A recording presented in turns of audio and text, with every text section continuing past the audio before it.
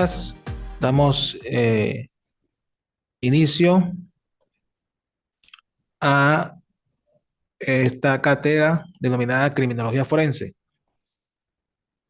Les habla el facilitador Joaquín Valles, abogado, especialista en Derecho Penal, con experiencia en el área criminalística, por 15 años como experto criminalista en el 6CPC, y actualmente me desempeño desde hace más de 10 años en la Unidad Técnico-Científica de Investigaciones del Ministerio Público. Actualmente soy jefe encargado de esa unidad.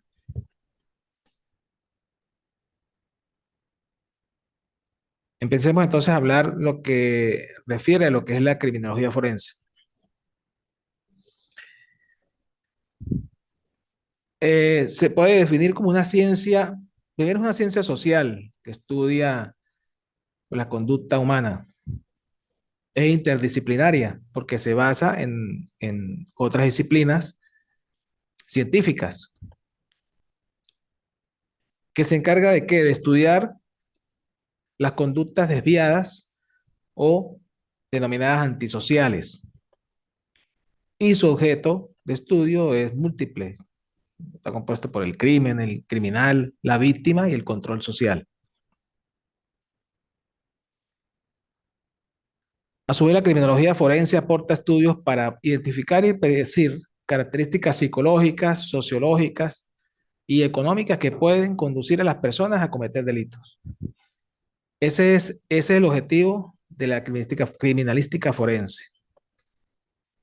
Eh, Descubrir la génesis del delito. De igual forma, también se puede decir que es una ciencia explicativa, ¿sí? Como lo dijimos, estudia la conducta del hombre en sociedad, en su génesis, su dinámica.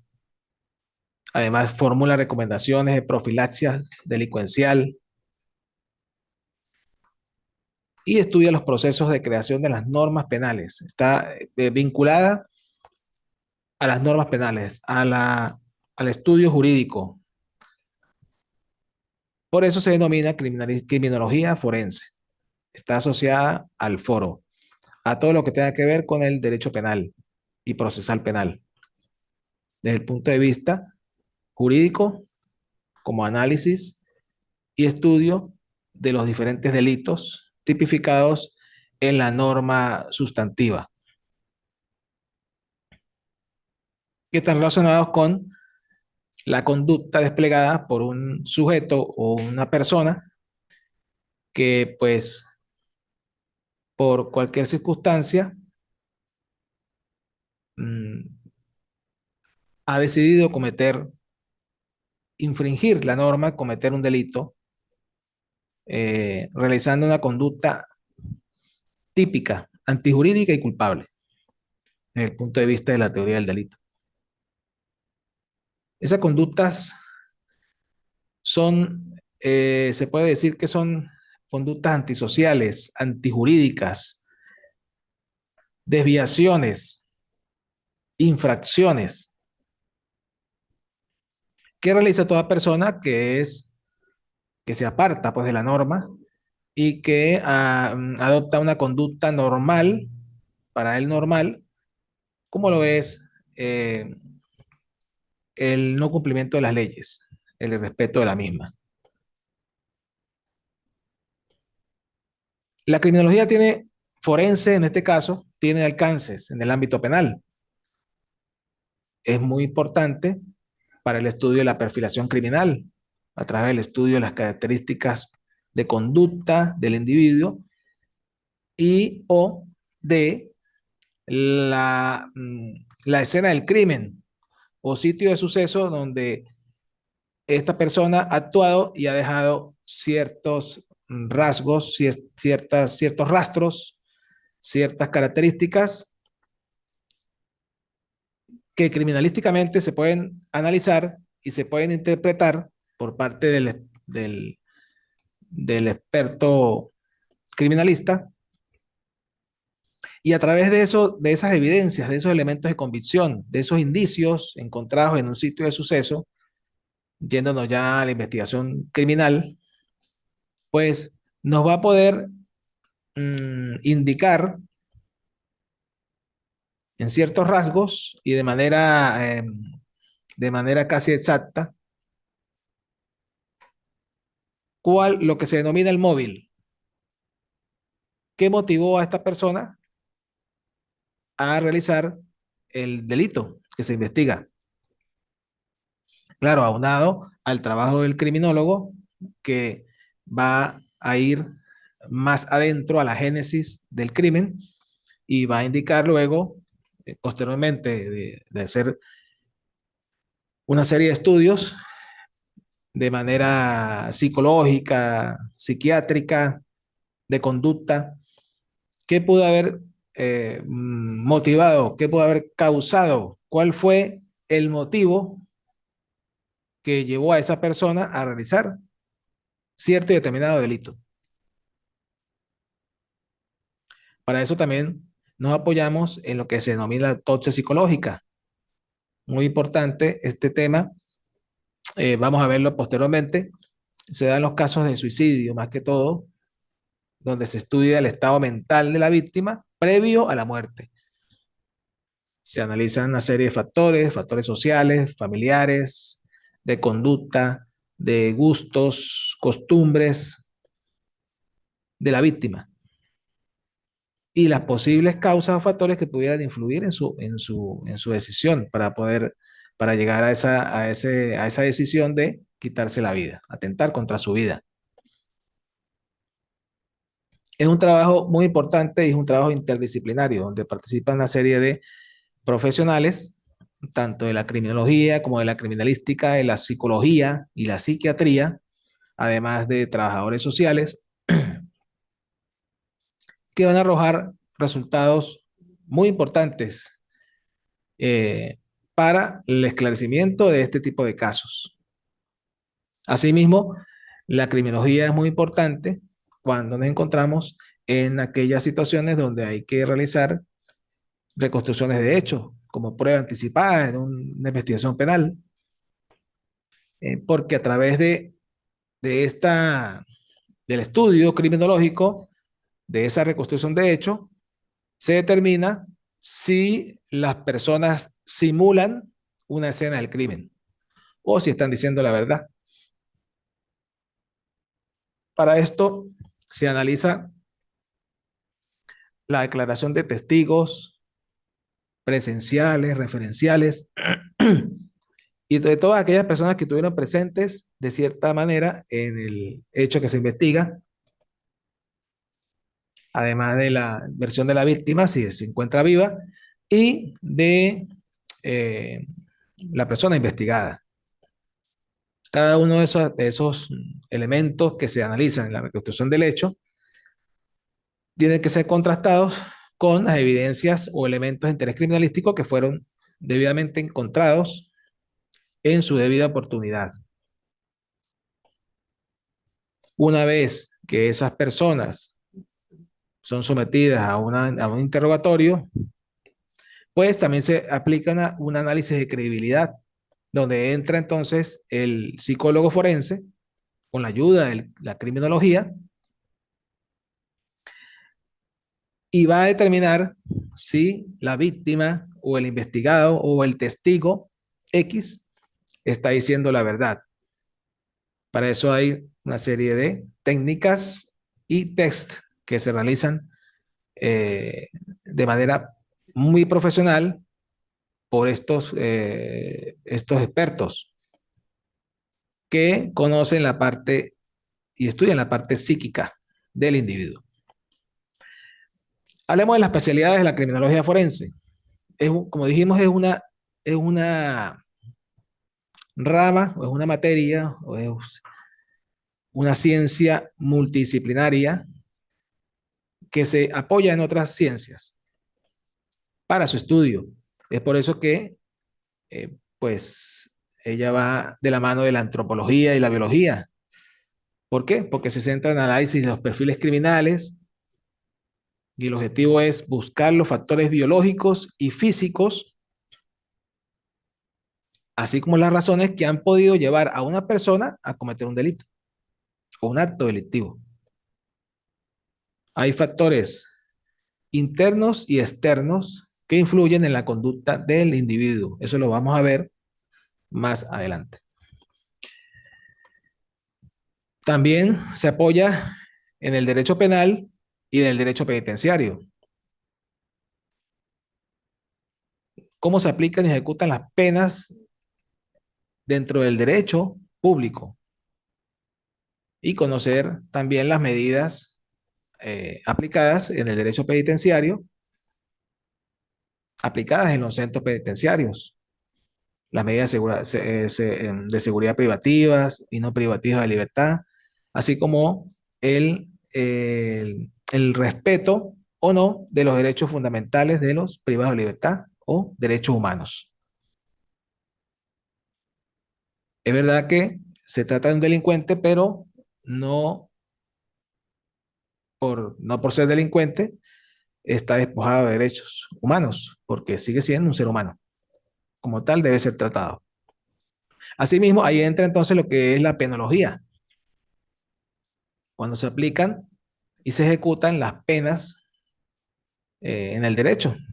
También conocer las medidas penitenciarias que se ejecutan dentro de los centros penitenciarios eh, y siempre de la mano de los derechos humanos, del respeto a los derechos humanos de los privados de libertad.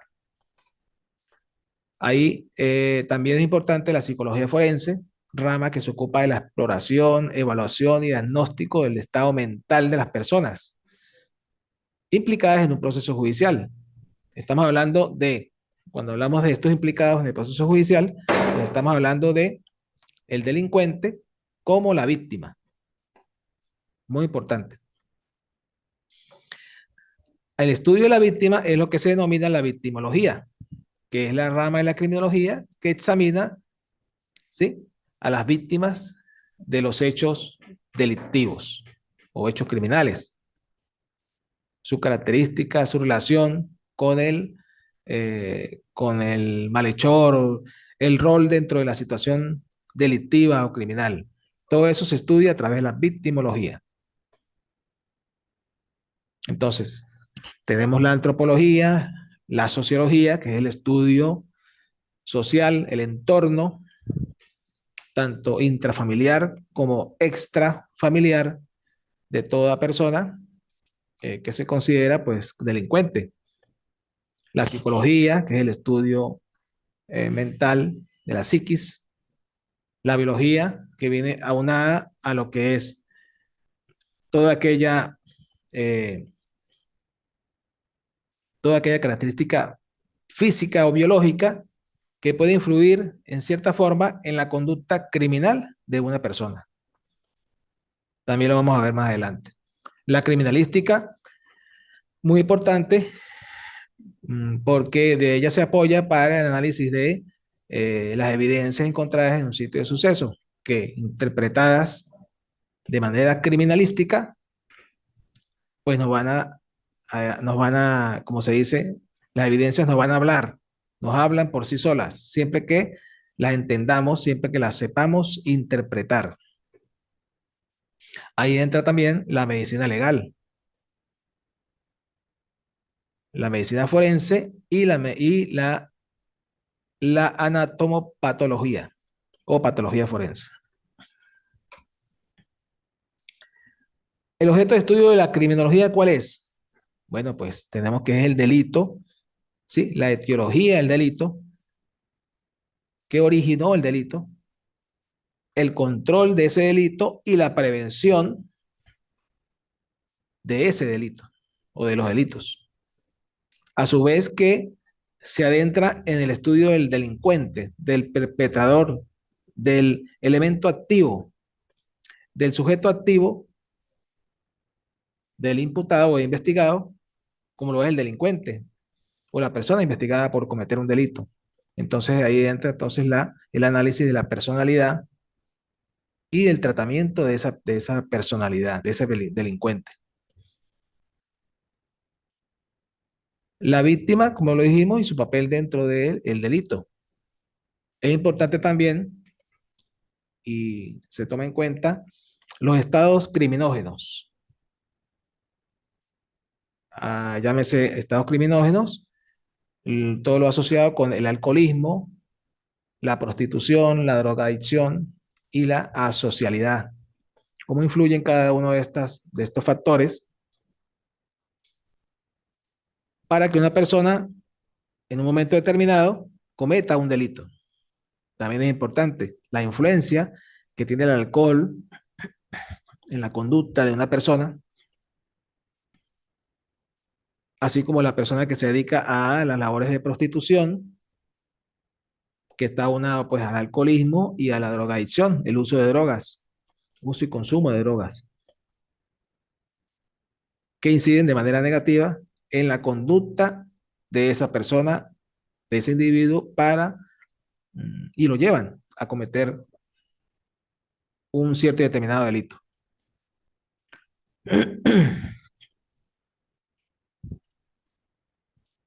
La criminología también se encarga del estudio de la criminalidad por condiciones geográficas, por edad, por sexo, ¿sí? Estudios sociales, la sociología criminal o sociología forense. Entonces ahí se estudian las condiciones económicas, culturales, políticas que rodean a ese individuo que ha infringido la ley.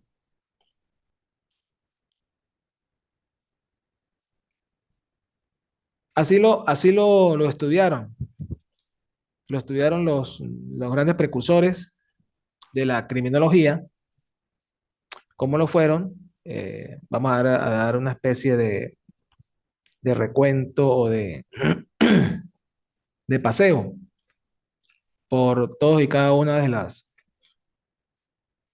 de las etapas del periodo antiguos, donde la criminología evolucionó, fue evolucionando a medida que los investigadores, los estudiosos del tema, iban haciendo aportes a la misma.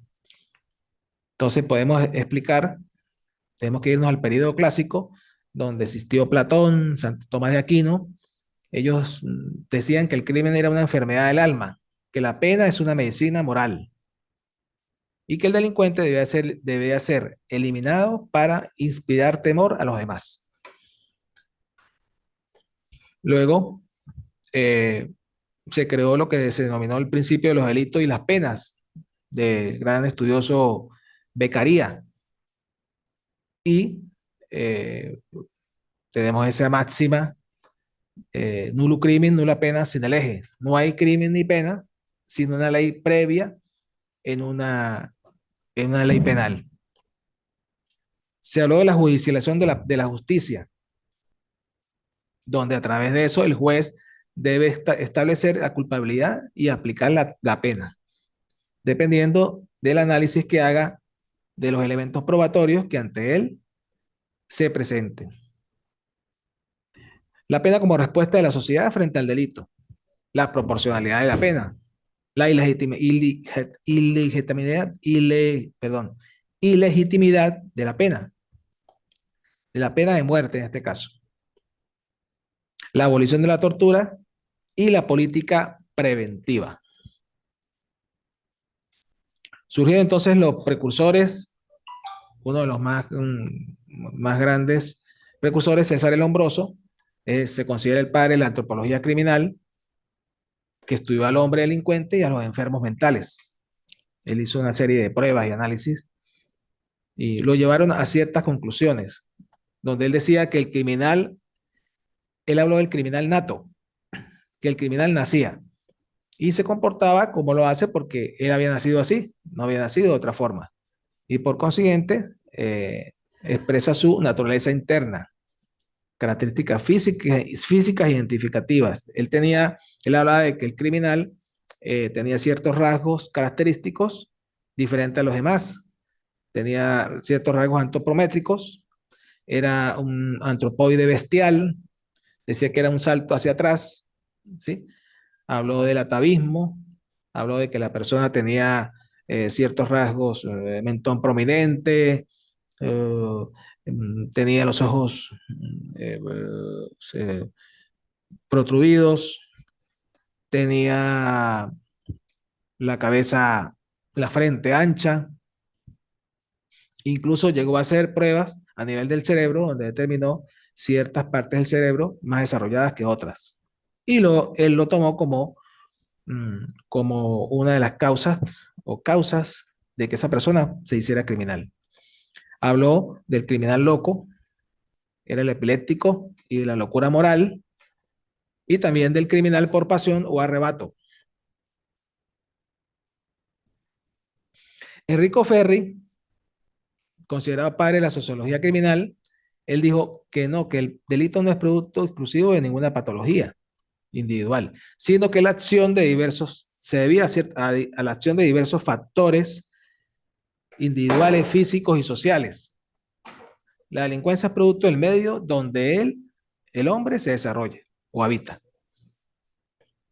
Ahí entonces empezó a hablarse a través de la sociología criminal. Habló del criminal por factores antropológicos, constitución psíquica, condiciones biológicas, raza, sexo, edad, clase social, y se hizo un estudio biopsicosocial del individuo. Bio, el individuo, psico, la psiquis, y social, el entorno que lo rodea. Habló también de los factores climáticos, las condiciones atmosféricas que influyen también en la conducta de un individuo, y de los factores sociales, la opinión pública, el alcoholismo, la drogadicción, los medios de comunicación. Tenemos que nombrar también a Rafael Garófalo, eh, italiano, que él decía que el criminal es un ser anormal, que no se adapta a la sociedad. Era ausente, tiene ausencia de sentimientos, son inmorales, perversos, no les importa nada. Enrico Ferri, César el Lombroso y Garófalo, todos italianos, eran partidarios de la pena de muerte para eliminar de raíz ese, ese fenómeno criminal. Posteriormente, la escuela sociológica, a través de su precursor, Alejandro Lacazán, él decía que no existe el criminal nato, que el criminal no nace, sino que el medio social es el caldo de cultivo de la criminalidad. Y el microbio es el criminal que se encuentra con el caldo de cultivo y este lo hace fermentar. Habló también de las características antropométricas, no eran indicadoras del criminal. Es decir, habían personas que no tenían esas características, eran más bien parecidas morfológicamente y igualmente eran criminales. Eso no determinaba si una persona era criminal o no. Y habló de que las sociedades tenían los criminales que se merecían. Durkheim habló del ambiente que rodea, influye en su conducta. El barrio, la zona marginal, la violación de la ley como forma para resolver situaciones. Lo que vemos hoy día en nuestras zonas marginales, donde el niño que crece en un hogar disfuncional, donde hay ausencia de padre, ausencia de madre, y lo que ve a su alrededor, pues es su modelo, y sale a la calle y ve que, bueno, que para poder subsistir tiene que robar, incluso matar. Entonces, para él, eso es algo normal, porque no ve más allá, no conoce más allá. Y de esa forma, pues él puede sobrevivir, influenciado por la sociedad y sin tener unos modelos paternales, un modelo de familia que le indique o que le haya enseñado valores, eh, conductas. De esta forma, pues es un caldo de cultivo para la delincuencia. La escuela de Chicago también surgió y el precursor fue el señor Sutherland, que dice que da una interpretación sociopsicológica de la delincuencia, señalando que este es un comportamiento aprendido y señala que una persona llega a ser delincuente porque ha aprendido a definir con más frecuencia una situación en términos de violación de la ley que en términos de respeto a la misma. Se da mucho en las bandas criminales, donde para poder ingresar a esas bandas tienen que demostrar que o debe realizar algún delito para poder ser admitido en ellas. Luego surgió la escuela psicoanalítica, el gran Sigmund Freud, el gran psicoanalista, que dijo, no, todo lo que acaban de decir es mentira. El hombre normal tiene tendencias criminales. Lo que lo diferencia el criminal de no criminal es pasar del deseo al acto. Y que el hombre tenía eh, ciertos elementos mmm, alojados en el inconsciente. Y estudió pues la psiquis del individuo y encontró que muy adentro en el campo inconsciente, eh, el hombre guardaba ciertas cosas negativas que afloraban en un momento determinado y realizaba al cometer un delito. Sean aquellas personas que son normales, que son tranquilas, y dicen, bueno, pero que él era una persona normal, tranquila, no se metía con nadie, era una buena persona, y resulta que mató a otra persona, violó a otra persona. ¿Por qué razón lo hizo si él era una persona normal? No se veía que era un delincuente. Entonces ahí es donde viene la explicación del psicoanalismo,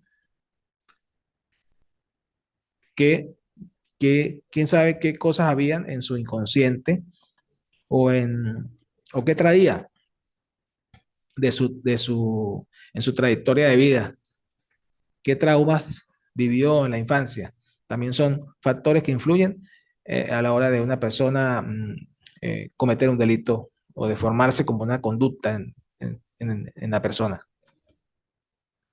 Y bueno, el control social, pues es necesario porque hablamos del control social formal, que son las leyes, ¿sí? Las leyes de un Estado, las normas por las que se rige la convivencia ciudadana, el control social informal, que es el integrado o el conformado por la sociedad, los padres, ¿sí? En un hogar, la sociedad, en una comunidad, la familia, la escuela, las normas escolares, las normas que deben cumplirse para pertenecer a una cierta religión, la moda, la música, la televisión, todo eso forma parte del control social. Y entonces ahí es donde el Estado, pues, debe crear políticas públicas enmarcadas en la seguridad ciudadana. Es lo que se denomina la política criminal. Son un conjunto de medidas elaboradas por el Estado para prevenir y reprimir la criminalidad. ¿Para qué? Para que la sociedad goce de sus derechos y tenga garantías. Esta política criminal forma parte de las políticas públicas y forma parte del proyecto de Estado que deben desarrollarse tomando en cuenta 7 ámbitos de desarrollo de la nación, como son el ámbito económico, social, cultural, político, religioso, geográfico, ambiental y militar. Toda política pública que tenga que ver con política criminal debe ir de la mano o debe ser aplicada habiendo considerado todos y cada uno de estos ámbitos de desarrollo de cualquier nación. ¿Por qué? Porque la criminalidad y la seguridad de toda persona en un espacio determinado, en un país determinado, viene aunado a que tenga una calidad de vida, ¿sí? A que tenga una buena economía, a que tenga oportunidades sociales, a que tenga oportunidades de desarrollo cultural, a que pueda desenvolverse en un ámbito geográfico, que pueda tener también desarrollo o tendencias políticas, que goce de un ambiente sano, sin contaminación. Todos esos factores influyen eh, de cierta manera en, en el desarrollo de un individuo en comunidad, en, en un país. Y el Estado tiene el deber de procurar la paz social y el bien común de los ciudadanos que la conforman, por lo cual debe ser garante de la seguridad jurídica de los mismos. Y eso asegura el respeto a la integridad de los bienes sociales. Es por eso que la criminología es un soporte de la política criminal. Entonces de ahí surgen los sistemas, el sistema penal, el sistema penitenciario y el sistema de ejecución de penas. Ahí entonces es importante señalar que esa política criminal pues va o debe ir destinada a pues proveer a la ciudadanía de cierta de seguridad para el desarrollo de su calidad de vida, de su desarrollo eh, ciudadano, de su desarrollo como persona que vive en una comunidad. Y entonces debe tomarse en cuenta a la persona que comete delitos desde el punto de vista jurídico y hablamos del delincuente. Como dijimos, es un comportamiento, comete un comportamiento tipificado en la ley penal, eh, es una persona asocial eh, y también considerada un antisocial, un actor antisocial. Mm, y de acuerdo al factor social, pues el delincuente se desarrolla o actúa, aunado también a otros factores, como tiene que ver con la fuerza. Hay fuerzas endógenas y fuerzas exógenas.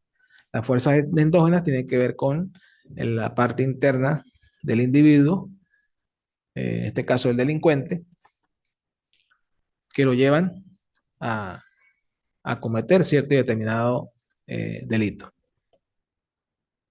Tiene que ver con la voluntad, el carácter, la inteligencia, los sentimientos, etcétera. Y también recibe de la sociedad un conjunto de modos de orar que determinan sus actuaciones, como hemos hablado.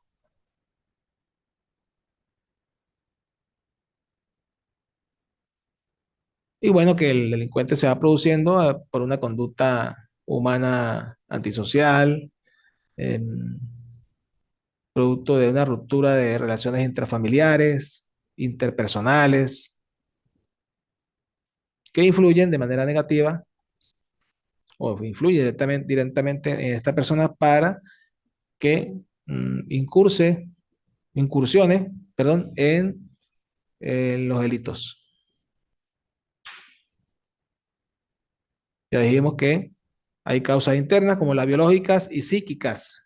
Por otro lado, las causas externas, las causas sociales. Entra entonces el aspecto sociológico.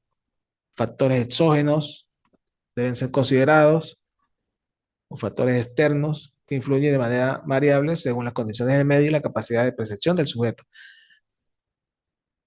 Aquí se toma en cuenta hasta eh, la ubicación geográfica de la persona, el clima, y es objeto de estudio, está comprobado de que en las zonas donde las temperaturas son altas, eh, pues existe más tendencia a realizar ese tipo de delitos violentos. Lo vemos mucho en las zonas costeras de Venezuela, las zonas de Oriente, son zonas calientes. Aquí en el estado Táchira tenemos la zona norte, la fría, toda esa zona, también limítrofe con Colombia, y hacia los lados de el otro lado de la frontera, San Antonio, Ureña, son zonas, si se quiere, de climas cálidos, y sí, en esas zonas influye o hay mayor tendencia a cometerse cualquier tipo de delitos, más que todo delitos violentos, homicidios, violaciones, eh, ese tipo de delitos que van contra las personas. Em, A diferencia de las zonas menos cálidas o zonas que son más tranquilas y pueden darse otro tipo de delitos, como son los delitos de estafa, delitos de extorsión, delitos sexuales también, y los delitos de violencia de género. Han proliferado mucho en, más que todo en nuestro país y en el estado Táchira, mucho, mucho.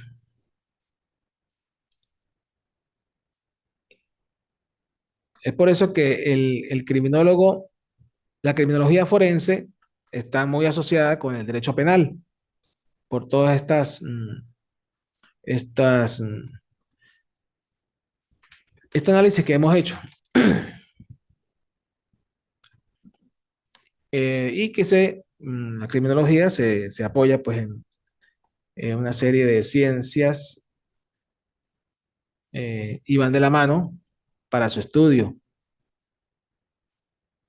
como lo es la psicología, la psiquiatría, la medicina forense, la medicina legal, en el caso del análisis de las personas que han sido víctimas de abusos sexuales, niños, niñas, adolescentes, la criminología de la mano con la psicología forense y la psiquiatría forense, pues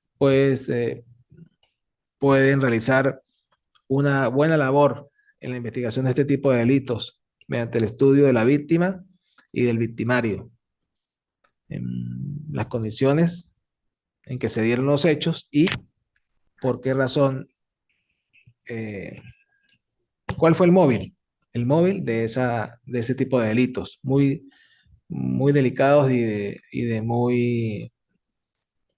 muy, muy importantes para el desarrollo de la sociedad.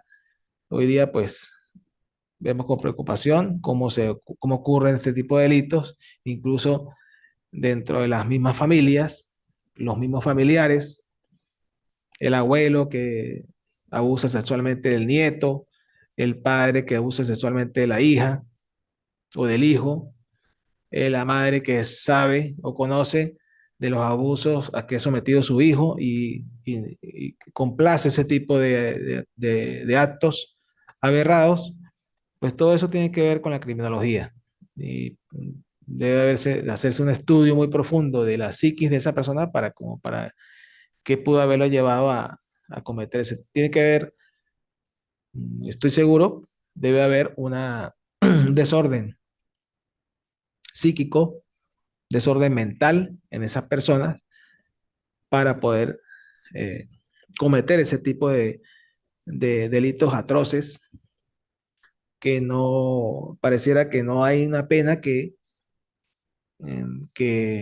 les haga suficiente, no hay una pena suficiente para castigar ese tipo de delitos, porque una persona que abuse de un niño indefenso, de un adulto mayor indefenso, de una persona que es susceptible, ¿sí? Pues no merece, no merece menor cosa, sino una pena ejemplarizante, una pena que en realidad lo castigue, lo reprenda de una forma tal que sea un ejemplo para que los demás pues no lo hagan, no caigan en ese tipo de delitos, en esas tentaciones. Pero en realidad faltan ciertas reformas a nivel penal, a nivel procesal, a nivel de las penas para este tipo de delincuentes. De todas maneras, esas personas al llegar a los centros o recintos penitenciarios, pues va a ser sometida a esa ley interna que eh, predomina en esos sitios de reclusión y que no tiene nada que ver con el derecho penal. Entonces, en cierta forma, pues van a, van a pagar un poco por ese tipo de actividades.